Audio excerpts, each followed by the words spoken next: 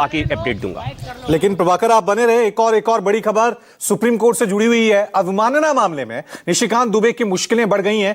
पूर्व सीजेआई और कोर्ट पर टिप्पणी पर सुप्रीम कोर्ट ने काफी सख्ती दिखाई है और इस मामले में आदेश पारित करेगा सुप्रीम कोर्ट। यह बड़ी खबर, निशिकांत दुबे ने सुप्रीम कोर्ट पर टिप्पणी की थी, अब इसको लेकर सुप्रीम कोर्ट ने काफी सख्ती दिखाई है।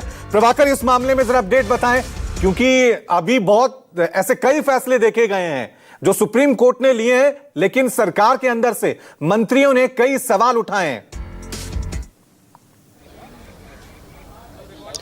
रवि, मैं अगली खबर पे जाऊं उसके बीच में खबर यह आ गई कि justice CJI justice Sanjeev Khanna ने कहा कि जो सरकार की तरफ से हलफनामा दायर हुआ था या काउंटर एफिडेविट दायर हुआ था, इसको हमने देखा नहीं है और अगर आप लोग कहें, आप लोगों को कोई आपत्ति नहीं हो तो हम किसी दूसरे तारीख पर इस मामले को पोस्ट कर दें। और इस तरह से ये मामला अब 15 तारीख के लिए सुनवाई के लिए ये मामला बिना किसी सुनवाई के मामला 15 मई के लिए टल गई है। कोर्ट ने कहा कि सरकार ने जो हलफनामा दायर किया था, उसके अलावा बाकी पक्षकारों ने जो हलफनामा दायर किया था उसको हमने पढ़ा नहीं है, देखा नहीं है और इसके बाद किसी पक्ष ने कोई आपत्ति दर्ज नहीं कराई और सुनवाई टल गई है। 15 मई को सुनवाई होगी अगली वक्फ संशोधन कानून को चुनौती देने वाली सभी याचिकाओं पर 15 तारीख को सुनवाई होगी। इसके पहले जो मैं बात कह रहा था कि 13 तारीख को चूंकि जस्टिस संजीव खन्ना रिटायर हो रहे हैं, तो अब जस्टिस संजीव खन्ना उस बेंच में नहीं होंगे जब इस मामले की सुनवाई होगी। अब से थोड़ी देर पहले मैं यही बात कह रहा था कि जस्टिस खन्ना के पास समय नहीं है कि इस मामले के, इतने महत्वपूर्ण मामले में